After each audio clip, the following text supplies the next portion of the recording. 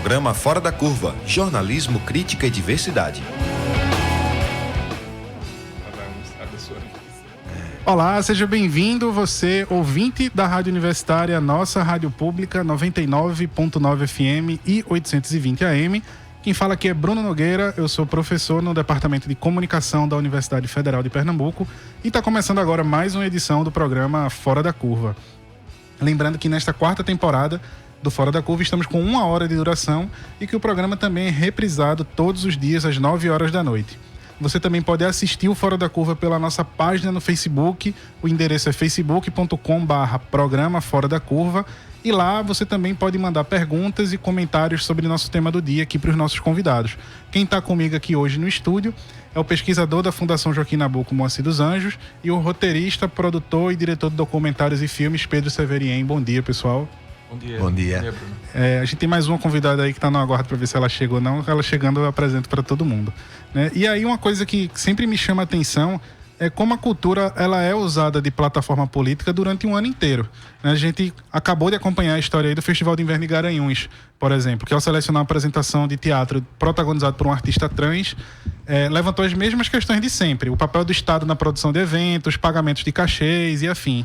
Inclusive, quando um artista se manifesta publicamente, também é sempre acompanhado por o governo pagou tanto para o artista que disse aquilo, né? Além de outras manifestações que acionam um fato que a gente tem sim a cultura como um filtro para a nossa vivência política, né? Que a população espera algo de uma gestão, mas também que a classe artística também aguarda uma manifestação, um posicionamento em determinados assuntos, né?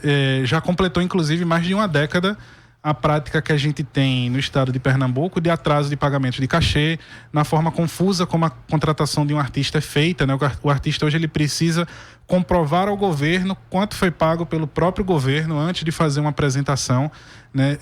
E se ele não se apresentou, essas coisas acabam tendo que ser mascaradas de alguma forma. Mas quando chega o período eleitoral, acontece um certo silenciamento, né? Por um lado, se a gente for ler os programas de governo dos candidatos a governador hoje, cultura é uma coisa que é citada de forma quase que transversal, né? De maneira superficial, sem nomeações especificamente. E quando também existe um outro silêncio que é da própria classe artística em chegar junto de candidaturas de qualquer segmento da política que seja, como costuma acontecer, como tem acontecido com mais frequência no cenário nacional. E aí, com isso, eu queria começar já a partir dessa nossa pergunta-tema mesmo. Queria saber, na opinião de vocês, considerando todo esse panorama que eu falei aqui, vocês acham que cultura é um assunto que deve ter um papel nas eleições para governador de Pernambuco esse ano? Bom dia, mais uma vez. Bom dia, é um prazer estar aqui nesse programa que acho que traz pautas importantes, né, para uma discussão pública, né? Bruno, acho que a cultura ela é tão estratégica que você vê como ela é disputada, né?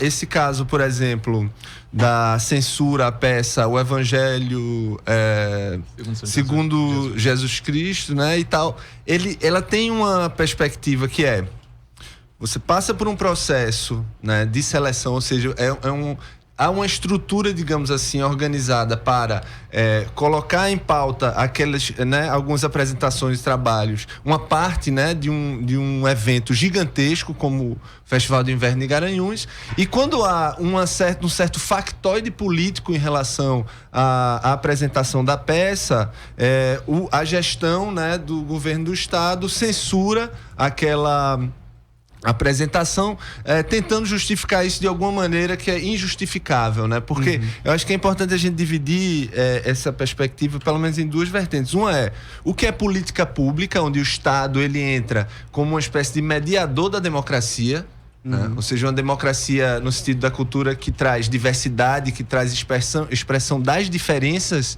né, que a gente encontra entre grupos sociais, entre grupos culturais na sociedade. E uma outra questão é como a própria sociedade, né, vem se utilizando politicamente, né, de intervenções artísticas, simbólicas e tal, né? É uma peça super política, né, no sentido de proteger uma ideia de que a diferença ela deve ser respeitada, não porque isso é, digamos, um capricho, Não, isso é atravessado por questões de direitos humanos, por uma realidade onde as pessoas trans e travestis são mortas, né, são violentadas diariamente. Então essa expressão artística, ela não está desconectada de uma realidade muito física mesmo, né, de violência e tal. Então o Estado, quando ele assume uma postura, digamos, dúbia, né, ele favorece a violência.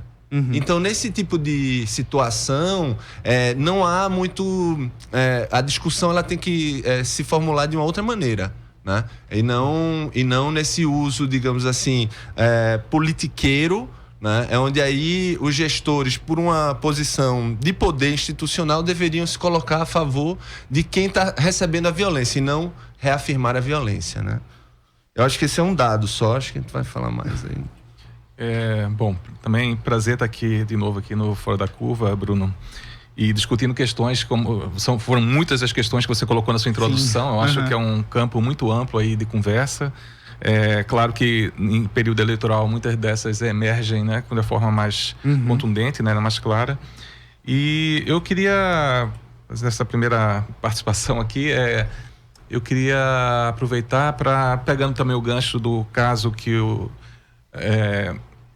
foi colocado aqui por Pedro, da peça lá do Evangelho segundo Jesus, Rainha do Céu, no FIG, em julho passado, porque eu acho que é importante a gente também distinguir, quando a gente fala, né, o papel da cultura, né, na sociedade, a relação com o Estado, tudo. Há várias maneiras de definir o que é cultura, né, e dentro dela o que é arte, né. Acho que tem esse sentido mais antropológico da cultura, né, que basicamente aquele conjunto se refere àquele conjunto de ações, atos, tradições, instituições, normas ditas, escritas ou não escritas, né, que de alguma maneira organizam a nossa vida, né, nos dão alguns guias, né, para a gente viver no dia a dia, se relacionar com os outros, pensar a sociedade, pensar o nosso futuro, nossas condições de vida, etc.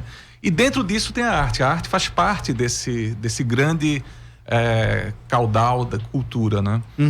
Mas a arte tem uma especificidade dentro disso, porque dentro da cultura, a arte é aquela, digamos assim, para simplificar, a arte é aquele pedaço dentro desse conjunto maior da cultura que o tempo todo fustiga ou critica esse conjunto de normas que a gente chama cultura, né? De tradições que a gente cultura. A arte, de alguma forma, alarga cada vez mais, fissura e alarga cada vez mais isso que a gente entende por cultura, fazendo caber mais coisas. Por exemplo, fazendo caber o direito de determinadas comunidades que são violentadas no dia a dia. Então, nesse sentido, quando a gente pensa na arte e no papel com o Estado, né? Quando o Estado, através de seus gestores, convida para integrar no festival, por exemplo, essa peça que Pedro se referiu, está de alguma forma colocando-se ao lado da arte nesse sentido mais transgressor.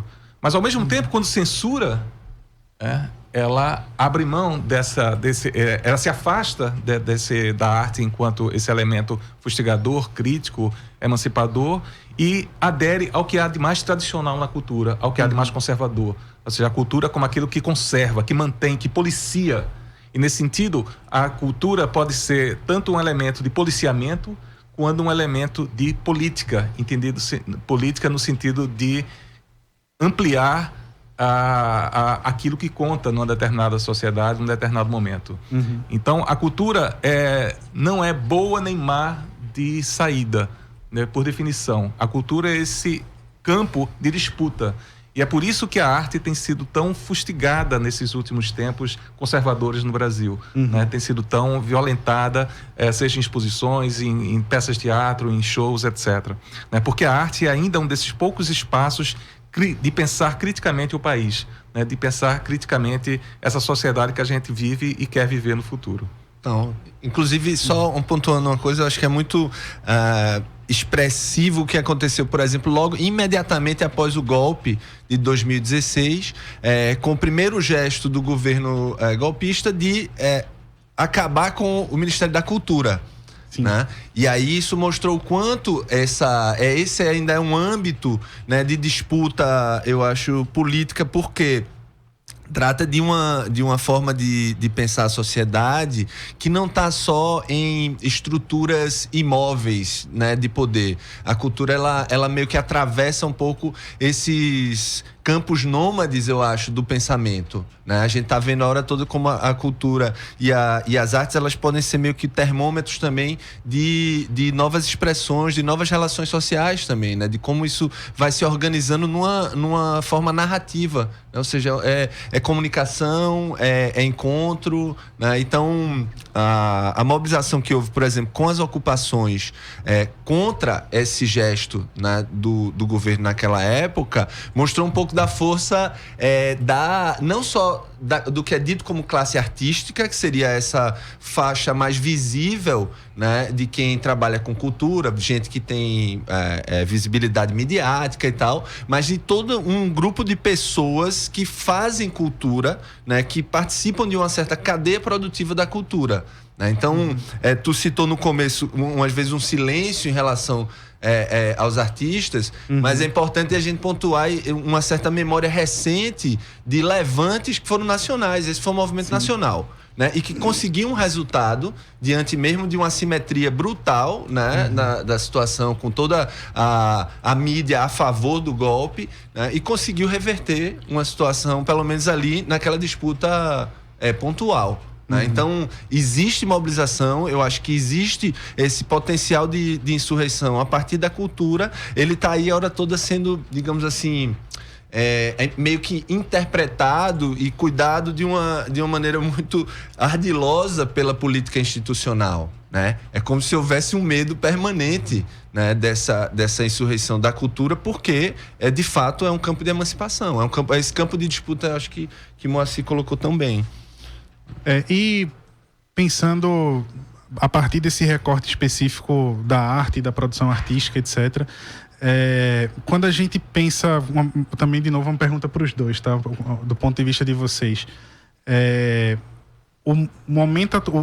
o estado atual das políticas públicas voltadas para a cultura e para a arte no estado, eu queria saber de vocês o que é que vocês acham que é mais urgente de se trabalhar nesse sentido. Como eu tinha comentado, nenhum dos planos de governo hoje tem pontos diretos, específicos para trabalhar com isso.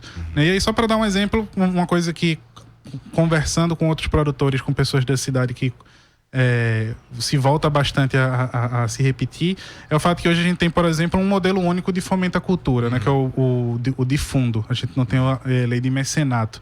Adotar outros modelos seria uma das emergências, ou tentar tornar lei coisas que a gente tem hoje, como o cultura audiovisual, que não é lei ainda. O que é que vocês pensam disso? Não, o Fundo Cultura Audiovisual, ele existe uma lei que rege a prática e a aplicação dele, né? Eu acho que... Mas eu penso uma coisa, Bruno, que é o seguinte: de fato, nos últimos anos, né, nos anos 2000, houve uma emergência do pensamento em política pública para a cultura, eu acho, né? Com uma certa diversidade de instrumentos, né? Principalmente ali ligados à política dos pontos de cultura, né? Ligado ao Ministério da Cultura na época de Gilberto Gil, depois do Juca Ferreira e tal. Mas essa, digamos assim, perspectiva que olha para a cultura de maneira estratégica, entendendo que a cultura, ela tem uma perspectiva econômica, ela tem uma perspectiva simbólica, ela tem uma perspectiva democrática, né? E ela foi sendo solapada e desconstruída ao ponto de a gente chegar hoje em instâncias muito frágeis de política cultural, né? Quando o fomento é colocado como esse protagonista da cultura, né? E o fomento, o incentivo, ele é muito fácil de ser desmantelado, porque ele é imaterial também, né? Ele está num ponto onde deixou de haver orçamento para aquilo, ele acaba, né? Então as estruturas que ele sedimenta também são muito frágeis, né? Enquanto isso, você vê equipamentos culturais históricos, né, que tinham essa potência de ser um ponto de encontro, né, entre sujeitos, né, foi totalmente desmantelada, né? Todos os equipamentos culturais importantes, né, a grande maioria dos equipamentos culturais importantes foram jogados, deixados aí às traças, e quando a sociedade e grupos se organizam para ocupar esses equipamentos, né, para torná-los equipamentos comuns, né, deixarem só de ser equipamentos públicos, porque é importante que haja equipamentos públicos, culturais, mas que esses equipamentos eles estejam abertos para a sociedade. E a sociedade pode abri-los também, como é o caso do Cine Olinda. É um lugar que está fechado há 50 anos. Né? E tem um telhado, e tem paredes, e tem uma parte da estrutura que foi refeita. Então, por que não usar isso, sabe? Porque se prender nesse emaranhado institucional, né, de editais e tal. Então, acho que é um certo medo, exatamente, da política institucional também em receber essa autonomia mesmo, eu acho, sabe? Que a cultura produz, né? De uma produção de um comum, de uma coletividade e tal. É uma pergunta que você não sabe nem por onde começar, né? A responder, porque pelo tamanho do desmonte que tem havido no país, a nível federal, estadual e municipal, falando aqui da nossa cidade, né? Que nós estamos agora, no Recife. Eu concordo com o Pedro que houve um grande avanço nos começos dos anos 2000, né, ao longo dos anos 2000, né, principalmente com Gil e Juca à frente do Ministério da Cultura, onde uma pauta foi estabelecida, né, e procedimentos e processos foram postos em curso, né, instituições foram criadas para dar conta de uma visão da cultura mais emancipadora, né, uma cultura que, ao mesmo tempo que fortalece os laços existentes da tradição, também encara essa tradição não como algo dado, não algo como natural, mas algo que é construído ao longo do tempo, que pode mudar e muda, né? Que a sociedade, quer dizer, é viva, né? As pessoas produzem, reinventam seus lugares no mundo. E essa ideia de cultura, esse quadro institucional foi delineado, foi esboçado, foi posto em prática mais rapidamente ao longo dos últimos anos, principalmente a partir, né, da deposição legítima da presidenta, foi completamente destroçado, como o Pedro falou, através inicialmente da tentativa de implodir, de destruir, de desmanchar o próprio Ministério da Cultura, que foi bloqueado pela manifestação dos artistas, mas que ainda assim avança ao ponto de, por exemplo, no último edital de artes visuais da Funarte, um edital sui generis, onde não existe dinheiro, onde os vencedores simplesmente pagam suas exposições nos espaços da Funarte. A Funarte oferece simplesmente lugar vazio, pronto, aqui ocupe e faça a sua exposição. Quer dizer, os próprios artistas financiam a programação das galerias da Funarte. Você ganha o direito de fazer a exposição, você paga tudo, de passagem aérea, a transporte, a montagem, etc. É uma coisa sui generis, eu acho que nunca tinha visto isso em lugar nenhum no mundo, mas enfim, é o último edital da Funarte para as artes visuais. No plano do Estado, esse desmonte na área que me é mais afim, que é a arte de artes visuais, se você pensa, por exemplo, nos principais museus de arte contemporânea, o único museu de arte contemporânea do Estado, que é o MAC de Olinda, e desafio alguém aqui, algum dos ouvintes que tenha ido lá nos últimos 2 ou 3 anos, né, que saiba, inclusive, que lembre, inclusive, da existência desse museu, né, eu próprio não me lembro a última vez que fui nesse museu. Não por falta de vontade, mas porque realmente o museu está fechado, não existe programação alguma. O próprio Museu do Estado, que é uma caixa preta, onde expõe lá quem consegue chegar com recursos de terceiros, né?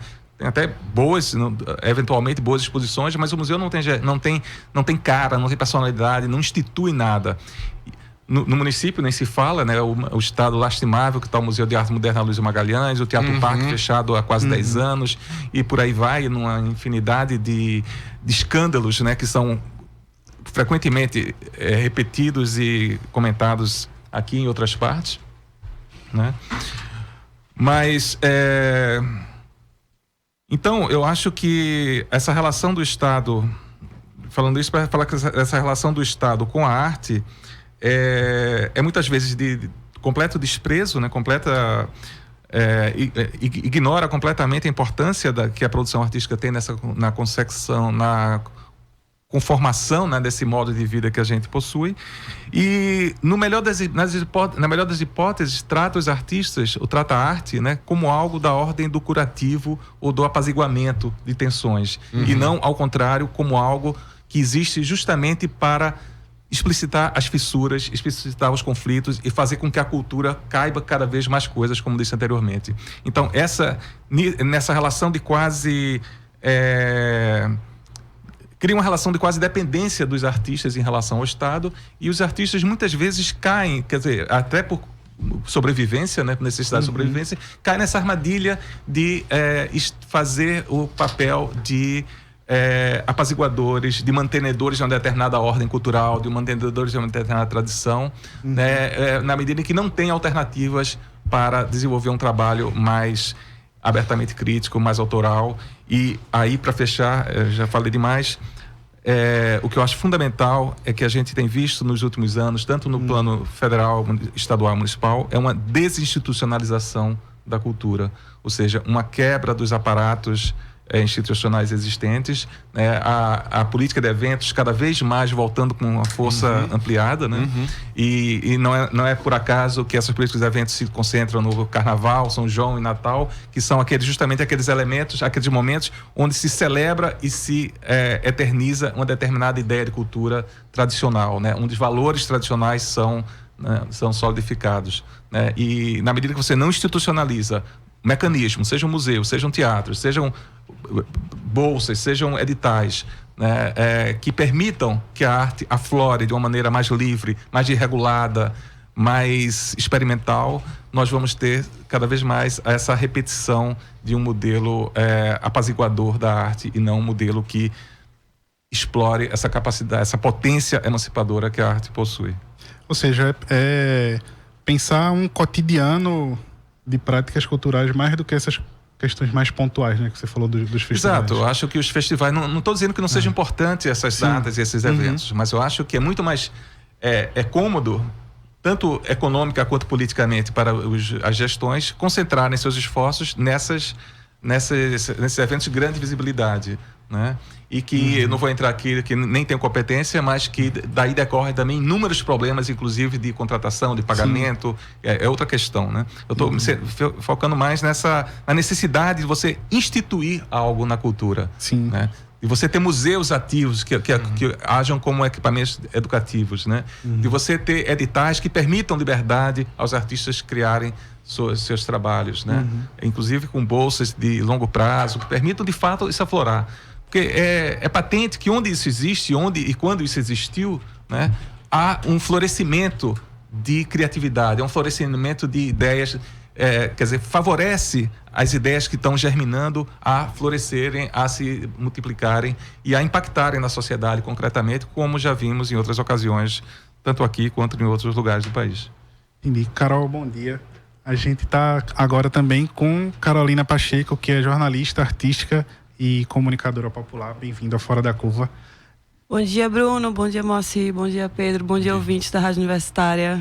Aproveitar que você chegou já para colocar aqui no bonde da conversa, eu estava perguntando para eles quais pautas seriam mais emergentes para pensar uma nova política cultural para Pernambuco. Eu queria, inclusive, já conectar com a outra coisa.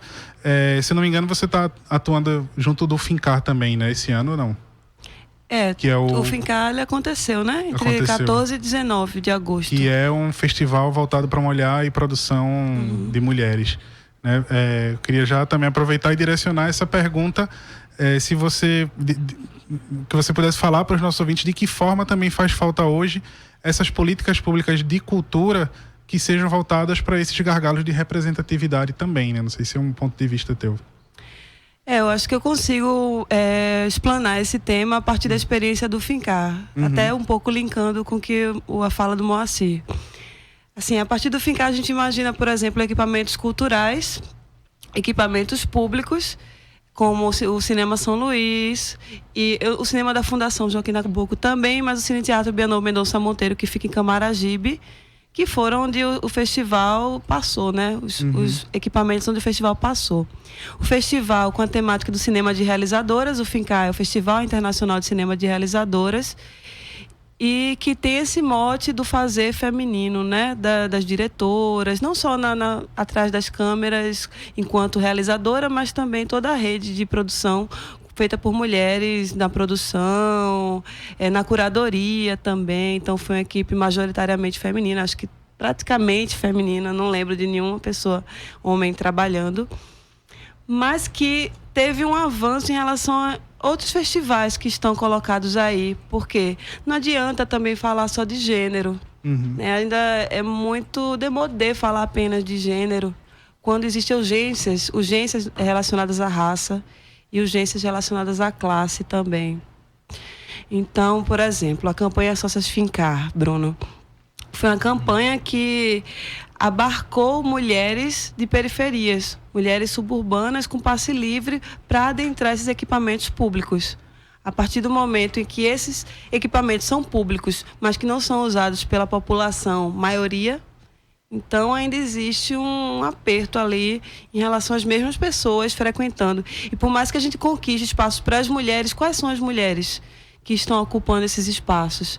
Entende? Então, as instituições em geral, elas ainda estão restritas a certas camadas sociais, nas quais eu ainda não estou incluída como mulher periférica. Eu sou moradora da cidade de Camaragibe, e o meu lugar, transitando nessa política cultural, transitando nessa cena cultural também, é trazer essas outras vozes também. Então, em relação ao Fincar, eu gosto muito de pontuar esse caminho que o festival percorreu e alcançou, esse lugar que o festival alcançou, em ter esse olhar para além do gênero feminino, mas também um olhar também para a transgeneridade, também ter um olhar para as mulheres da periferia, pessoas não binárias também, porque às vezes a gente fala de cultura e fala também sobre, na verdade, sobre política cultural, mas a gente fica muito nas camadas mais superficiais.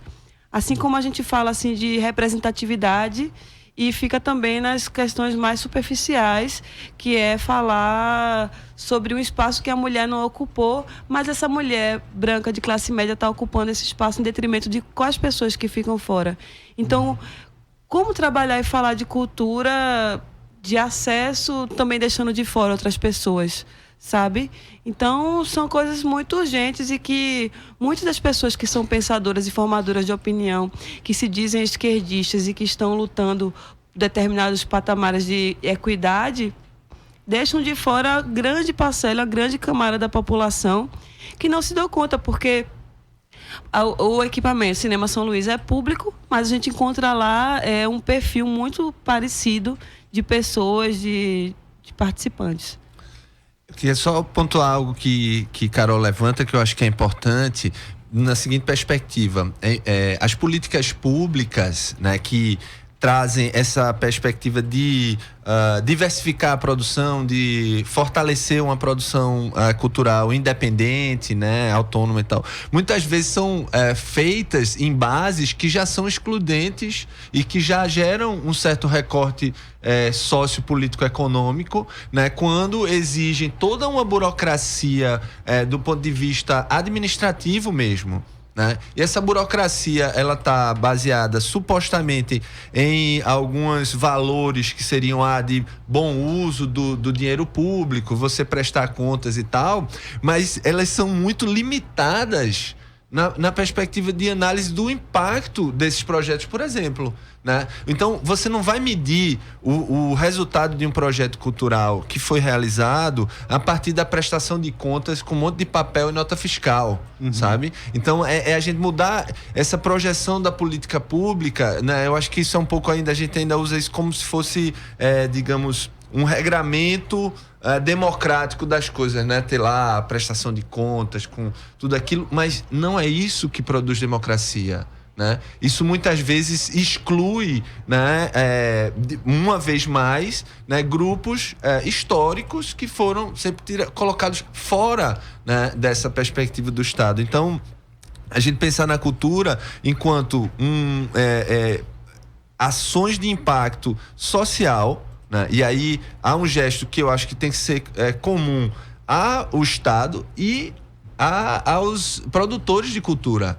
Né? Tem coisas que o Estado deve ser forçado a fazer no ponto de vista da democracia e dessa distribuição dos recursos da política pública, e tem outros que nós, enquanto produtores culturais, devemos pensar. Né? E não a gente ficar nessa divisão hierárquica do que são determinados saberes e expressões culturais que são validadas, legitimadas, né? Mediaticamente pelas instituições de poder, até, né, dentro do campo das artes, seja nos museus, com as curadorias e tal. E aquilo que a gente pode fazer, a gente fazer democracia, sair dessa perspectiva só representativa, no sentido de você delega a democracia a alguém, para a gente pensar a democracia participativa. Eu acho que a cultura ela tem essa potência. Né, da gente pensar a democracia de forma participativa, o agora, é o como essas coisas são feitas. Se um festival, por exemplo, gigantesco, consegue pagar de forma urgente o cachê de um artista nacional que já vive do mercado, mas que para um grupo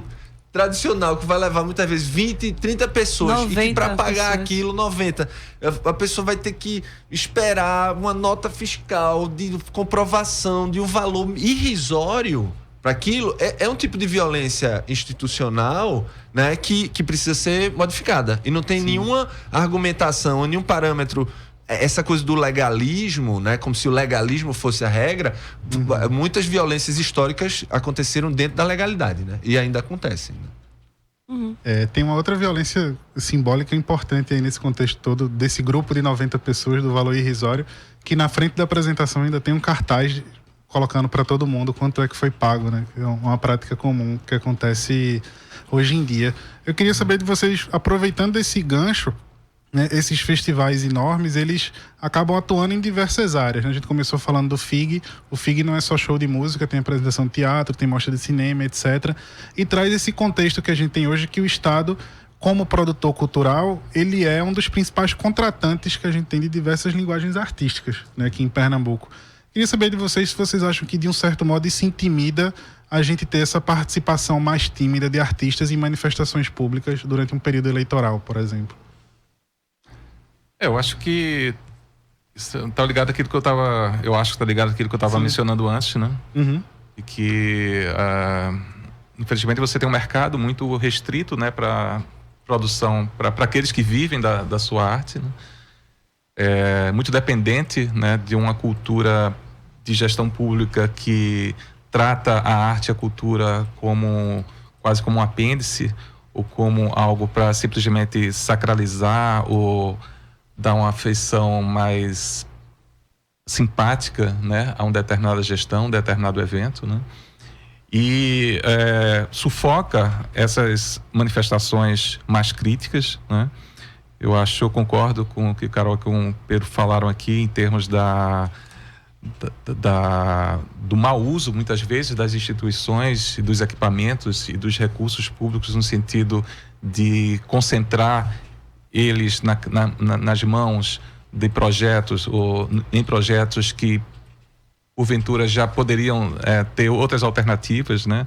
E bloquear através de mecanismos muitas vezes institucionais, legalistas. Não estou dizendo que não deva haver controle, acho que deve haver controle, mas criar outras formas de controle, né, que permitam esses recursos serem utilizados de forma mais inclusiva. Né?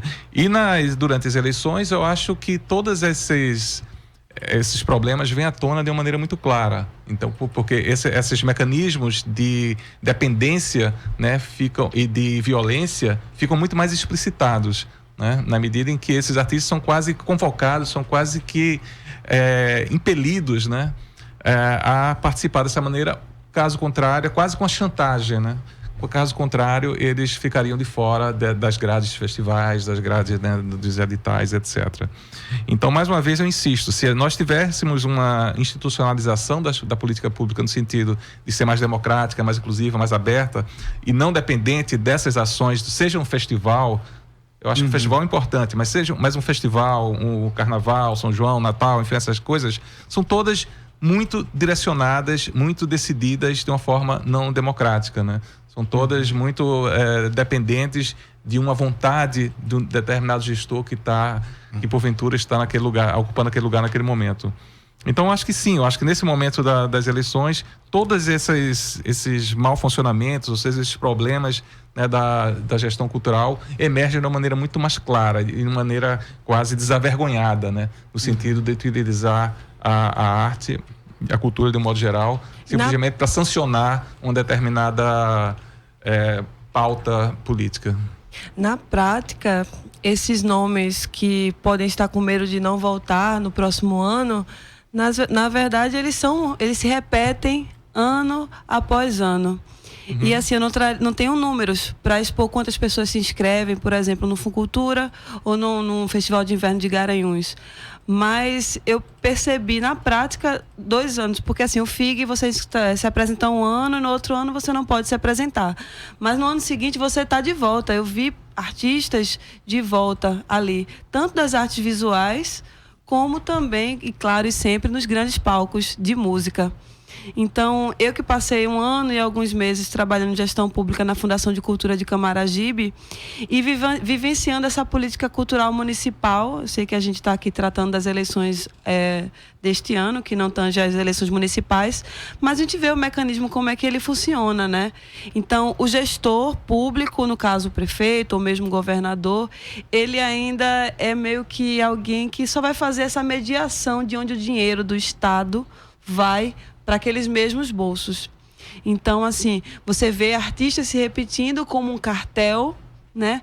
Como quase que uma organização mafiosa que, por exemplo, em Camaragibe a gente viu bandas como Babado Novo se apresentarem e levar um cachê de 350 mil reais, certo? Enquanto brincantes da cidade estão se esguelando para 2 mil reais. Então, eu vivenciar isso diretamente e perceber quais são as artimanhas do Estado, e a gente, às vezes, falar sobre...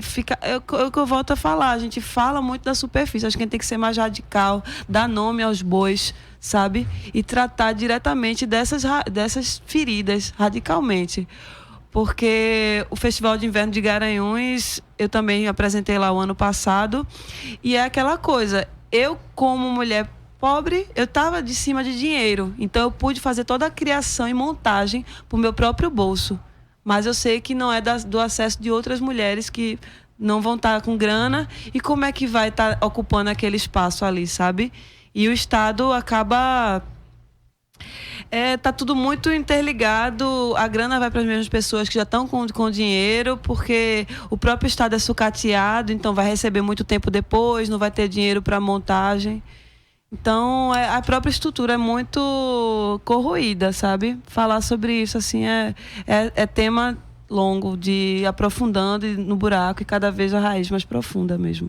Total. Mas eu acho que é importante, pegando essa deixa de Carol, né, de colocar frontalmente algumas coisas, eu acho que é importante também, tem certos mitos, né, que são usados hoje e que são capitalizados por uma direita conservadora, né, como essa, por exemplo, de que a política pública, né, de fomento à cultura, ela vai gerar pessoas necessariamente dependentes e que aderem àquela perspectiva daquele determinado governo.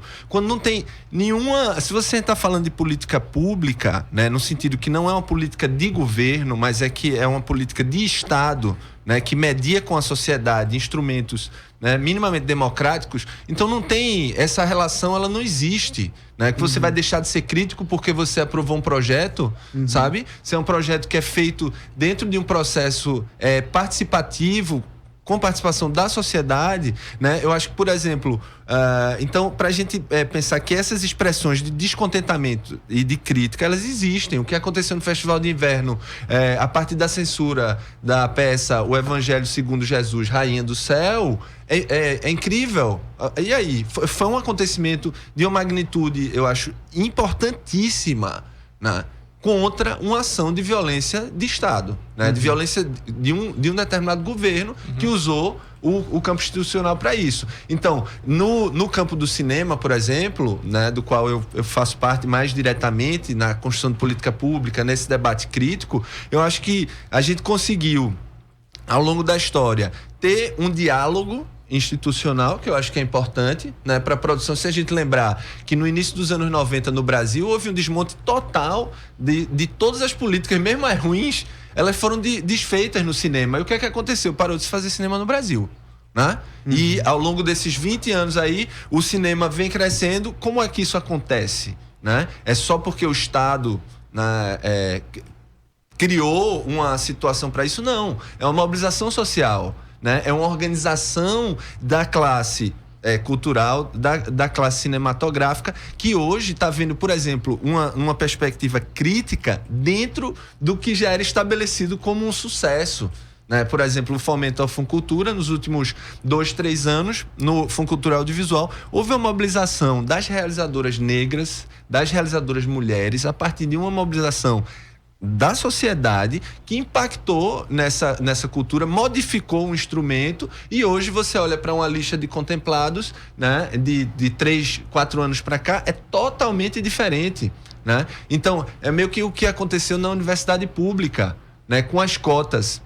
É importante a gente atualizar a leitura desses espaços, né, institucionais. Então, as cotas, elas deixaram com que esses estudantes, né, cotas para negros, para advindos estudantes de escolas públicas, indígenas, ele gerou menos crítica da parte deles em relação à instituição? Não! Ao contrário, quando essas pessoas entraram ali, elas se implicaram na construção daquele lugar, né? Inclusive contestando modelos hierárquicos. A própria históricos. presença física já traduz. Né? As ocupações universitárias do final de 2016 contra a PEC do fim do mundo tem essa perspectiva. Não é contestando a universidade pública para que ela acabe, não, é defendendo ela criticamente de dentro, né? Então, acho que é só para colocar um pouco, desconstruir esse mito, né? De que política pública gera uma certa adesão à crítica, sem crítica. Não, ela produz emancipação, eu acho. Outro espaço de entrave, né? É bastante lembrar o exemplo que você trouxe no começo da nossa conversa, Carol não tinha chegado ainda, mas do governo Juca, com os pontos de cultura, né? Que são justamente, institucionalização. É um tipo de institucionalização que permite que vozes que já existiam, que estavam ali, se organizem de modo mais forte e retornem para o Estado com suas demandas. E aí gerando essa... E aí nós perdemos essa... E estamos perdendo outras... Por exemplo, no que tange assim, o audiovisual, né, o cinema está consolidado com o edital próprio, agora que chega o edital de música, mas no que tange ao cinema, existe, por exemplo, a ABD e a APES, que vai tá ali tangendo essas discussões com o Estado em relação às políticas públicas do audiovisual, e aí vai chegando a questão do feminismo, né, a representatividade das mulheres, e também quando essas mulheres negras não se identificam, né, não se sentem contempladas diante desses espaços conquistados por mulheres brancas, vem também a questão de raça aí. Aí é quando vem aquela autodeclaração de etnia, que passou a vigorar, acho que há uns 2 editais, e que a gente vê no resultado do último Fucultura, diversas mulheres negras aprovando editais. E aí, como é que eu me posiciono diante disso? Porque o meu posicionamento, ele não é pessoal, mas considerando que o meu posicionamento pessoal traz toda uma carga de muitas outras pessoas que estão ausentes dessas discussões. Porque quando a gente fala classe artística, quando a gente fala artistas pernambucanos, a gente pensa no território Pernambuco como muitos e muitos artistas, muitos fazedores de cultura, muitas pessoas da cultura popular, mas que não estão com voz nas decisões diretamente falando. Então, ainda se trata de uma parcela, ainda que negra, se trata de uma parcela restrita, porque quando uma mulher negra que tem seus privilégios de formação crítica, então conquista um espaço, eu ainda sei que ainda tem muito mais a ser conquistado, porque são passos muito lentos. Então, se ficaram várias décadas com homens sendo realizadores e depois mais alguns anos com mulheres realizando, e agora chegam negros e negras também, mas que já têm algum poder aquisitivo, um capital cultural, onde estão ainda as pessoas que precisam de fato que esse dinheiro público retorne para, às vezes, coisas básicas, familiares, do dia a dia, sabe?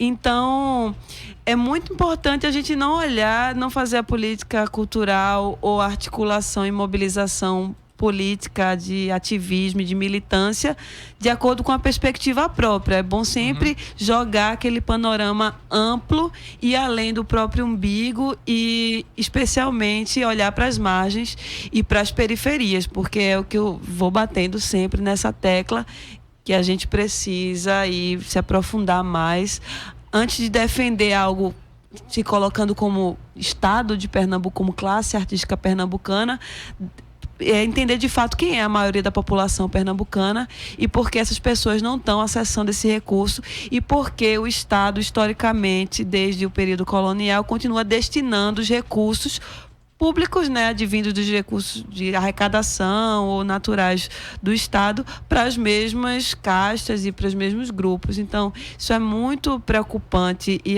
acontece na cultura, mas não tenha dúvidas que licitações de saúde, de educação, de tudo isso continua beneficiando uns poucos nessa concentração de renda em detrimento de uma maioria total da população. Então, a gente tem que estar sempre atento a isso. Perfeito. Gente, a gente vai ouvir agora, rapidinho, a coluna Truco Eleições 2018, que é um projeto de checagem de fatos realizado pela Marco Zero Conteúdo a partir de um projeto nacional da agência pública. A proposta da Truco é verificar se as informações que os candidatos ao governo do estado divulgam são verídicas ou não. Projeto Adalgisas. As mulheres como protagonistas na cobertura das eleições 2018.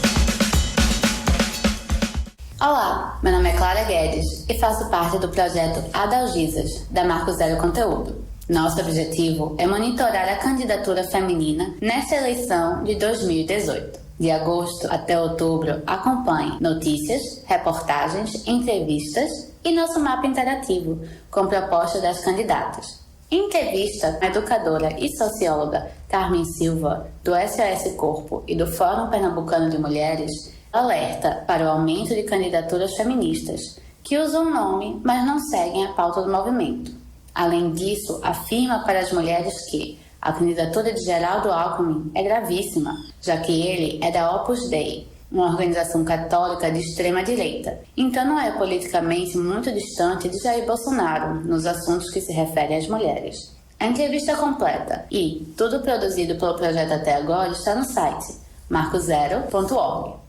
Você é uma candidata e quer falar seu plano? Mande um e-mail projetoadalgisas@gmail.com. Projeto Adalgisas, uma parceria da Marco Zero Conteúdo com o programa Fora da Curva. Pergunta agora. A gente vai ouvir agora também uma contribuição que veio da Inti Queiroz. Ela é produtora cultural e pesquisadora na USP, professora de gestão cultural nas pós-graduações da Unicamp e da PUC São Paulo. E ela falou um pouco sobre esse assunto que a gente está conversando aqui, mas num panorama nacional. Olá, Recife! Aqui quem fala é a Dani Brito e gostaria de compartilhar com vocês que no dia 9 de setembro estarei produzindo e atuando na peça teatral El Regreso de Fátima, uma paródia divertidíssima das novelas mexicanas, que ocorrerá no Teatro Valdemar de Oliveira às 19 horas. Gente, peço desculpas, a gente acabou entrando com o áudio trocado aqui. A gente vai ver se ainda consegue colocar a fala da Inti no ar, né?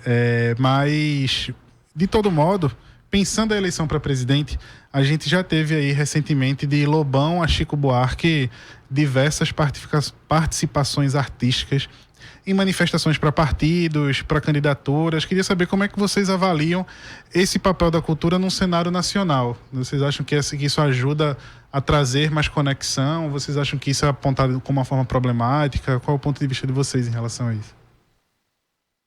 Olha, a gente tem outra utopia chamada Sistema Nacional de Cultura, que deveria reger a cultura em cada esfera, federal, estadual e municipal, e seriam instâncias que cabem instâncias de pactuação, deliberação, como os conselhos, e na prática os fundos, os conselhos e todo esse tripé que compõe o Sistema Nacional de Cultura, ele não se realiza devido a interesses politiqueiros, na realidade. Então, não existe, eu não vejo ainda uma unidade no que tange a política cultural nacional desde a esfera municipal, sabe? Porque a gente vê, por exemplo, quando emendas parlamentares de deputados federais para a cultura são também com fins eleitorais. A gente está no ano eleitoral e a gente sabe que acaba sendo muito... Não tem trabalho de política cultural. Pelo menos os instrumentos criados para isso, seja o sistema ou as emendas parlamentares a serem destinadas para a cultura, resume-se ainda nos fins políticos, politiqueiros. E na minha prática mesmo, de onde eu venho, eu não tenho entendimento de uma política nacional de cultura que atinja aos municípios e nem ao estado de Pernambuco. A não ser a Ancine, né, que tem o fundo dentro do Fucultura Audiovisual, que tem alguns recursos, mas que ainda são destinados às produtoras, que inclusive sai uma pontuação agora para as produtoras e para diretores e diretoras, que então vai continuar destinando os recursos para as mesmas pessoas. Então é isso. Eu acho que essa discussão do Sistema Nacional de Cultura, eu acho que é uma utopia que vem, eu acho, desde o primeiro governo Lula, né? Que toda a tentativa de articulação a partir dos municípios, mas, enfim, um processo que nunca conseguiu ser, de fato, implementado no ponto de campo nacional. Eu acho importante retomar essa discussão de alguma maneira, né, ou pelo menos questionar os candidatos em relação a essa organização muito mais democrática de gerência, né, dos fundos de cultura, dos recursos dos fundos públicos de cultura. Mas também eu acho que uma outra questão, que é só para adicionar a discussão que deveria ser levada em conta pelos candidatos, e me parece que, pelo menos que eu vi até agora, não tem levado de maneira séria, é olhar não apenas para essa cultura já institucionalizada, para essas redes que já existem, que já é bastante que façam isso, mas também retomar, talvez, um olhar para aquilo que está acontecendo nas periferias e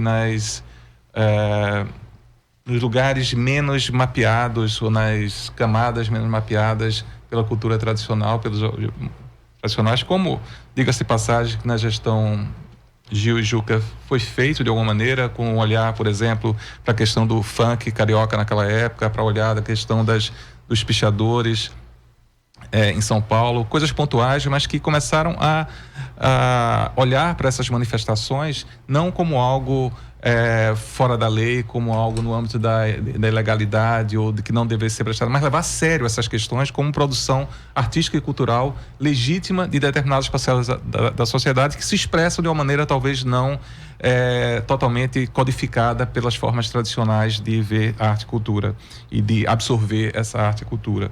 Então, eu vejo, por exemplo, tem surgido coisas super interessantes, há vários anos que existe, mas tem emergido, tem ganho visibilidade nos últimos anos, como a questão do Islã das Minas, como a questão da produção cultural nas ocupações, né, que é coisa riquíssima que tem acontecido no Brasil nos últimos anos, como o movimento secundarista, que tem gerado coisas, a partir das organizações, das ocupações das escolas, coisas novas têm surgido em termos de produção cultural.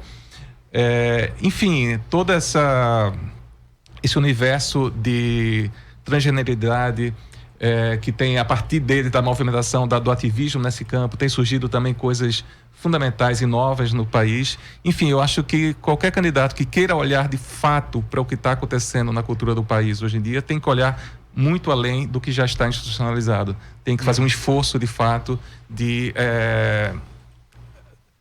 não legitimar no mau sentido, mas de apoiar e de levar a sério essas manifestações. Total, e eu acho que tu levantou, Bruno, aí um aspecto interessante. Eu acho que tá nessa pauta macropolítica, né? Você citou dois personagens, né? Um Lobão, que se associou nos últimos tempos a essa extrema-direita conservadora, né? Ali, que fala numa perspectiva totalmente falaciosa de que os artistas e que a classe artística mama na teta do Estado, né? Isso foi uma expressão muito utilizada aí. O que a gente vê, na verdade, é que esses personagens, como o Lobão, que se associa a grupos conservadores e tal, o que eles estão tentando produzir é uma ideia de que o mercado que seria o lugar da liberdade, né? Que o mercado produziria essa diversidade a partir do que a sociedade estaria disposta a pagar para ver, né? Mas a realidade histórica e contemporânea disso é que o mercado ele favorece a expressão dominante, né? Ele favorece uma concentração dessa expressão simbólica na sociedade. É só a gente ver como isso acontece, por exemplo, no cinema, né? Hoje você tem uma produção majoritariamente feita nos Estados Unidos, com grandes estúdios que ocupam mais de 80% das salas de cinema do Brasil. Então, qual o sentido? Se você deixar para o mercado, como é que a gente vai modificar essa situação? Ou essa é uma situação legal?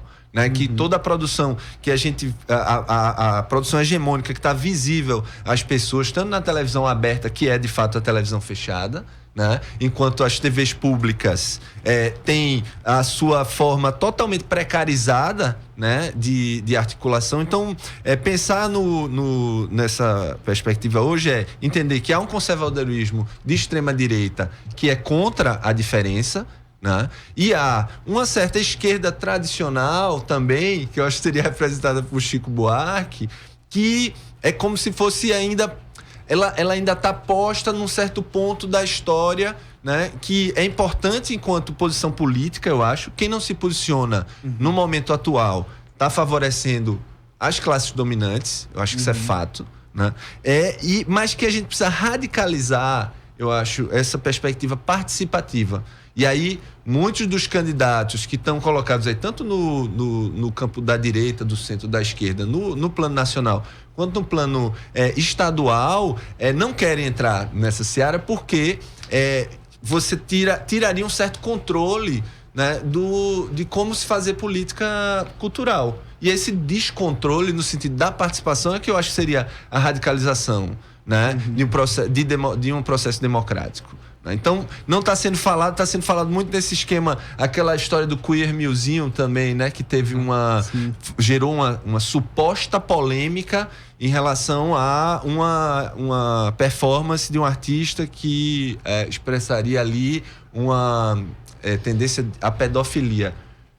Não é no museu que acontece a pedofilia, né? O espaço privado é o lugar, né, de maior atividade, né, de violência contra as crianças, muitas vezes por pessoas da família. Então é você jogar uma cortina de fumaça aí que esses grupos conservadores têm utilizado, né, para lidar com um certo caos de informações, e é importante a gente se posicionar, né? A cultura é um campo de emancipação quando ele é acessado dessa maneira participativa, né? Explorando e expressando as diferenças que produzem a nossa força mesmo, eu acho, né?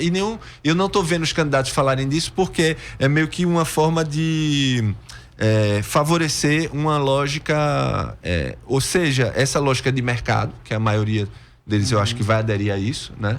Sem recursos do Estado para isso, e o outro é uma certa lógica de um Estado ainda meio tradicional no lido, sem muita participação social, né? E os conselhos, por exemplo, de cultura, eles mediam essa participação, às vezes de uma maneira muito burocrática.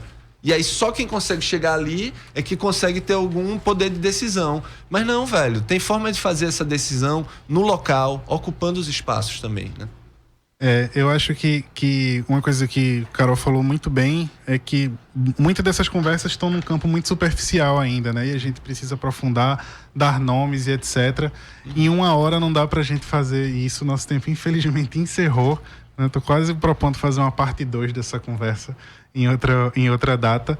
Mas queria agradecer bastante a participação de vocês e esperar que essa conversa de hoje fomente essa necessidade de se falar mais sobre cultura de forma aprofundada, de forma direta em outros espaços também, né? E agradecer a audiência de quem acompanhou a gente aqui. Lembrar que o nosso programa tem reprise às 21h e ele também permanece no YouTube. A gente também vai pegar alguns outros depoimentos de nossos convidados para colocar em nossa página no Facebook, e lá nas nossas redes sociais estão sempre os temas das nossas próximas edições aqui no programa Fora da Curva, que volta na segunda-feira. Hoje teve produção de Edi Rodrigues, locução e roteiro de Bruno Nogueira, na equipe Chainan França, Carol Torpe e Débora Oliveira, os trabalhos técnicos de Marcos da Lata. Um bom fim de semana para todos. O programa Fora da Curva é uma realização do Departamento de Comunicação Social, com o apoio do Departamento de Sociologia e do Núcleo de Rádio e TV Universitárias. Parceria com o Marco Zero Conteúdo, Centro das Mulheres do Cabo, SOS Corpo, Centro Sabiá, Terral Coletivo de Comunicação, Centro de Cultura Luiz Freire. Esse programa fica disponível em nossa página do Facebook e no canal do YouTube. Acompanhe as nossas redes sociais, porque nós também divulgamos por lá muita informação que você não vê por aí. A música tema deste programa foi composta pela banda Diablo Motor.